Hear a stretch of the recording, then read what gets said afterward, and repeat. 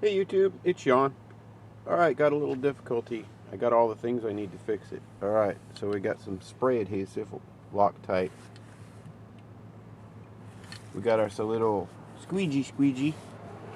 We got some rubber gloves. And I'll show you what the victim is here. Right there. The old headliners coming down in my Jeep. Terrible. So let's fix that, or give it a try. Alright, I can't film you doing this because I got nowhere to put you, but I'll bring you back and show you my progress.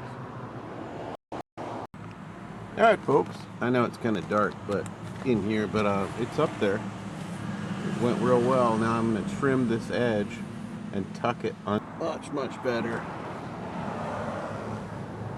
Yeah, all I got to do is trim just a little tiny bit, tuck it underneath the molding, and it'll be done.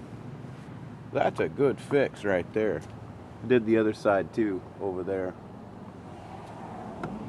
The wind coming through the window, and all kind of just made it tuck down, but that's good stuff.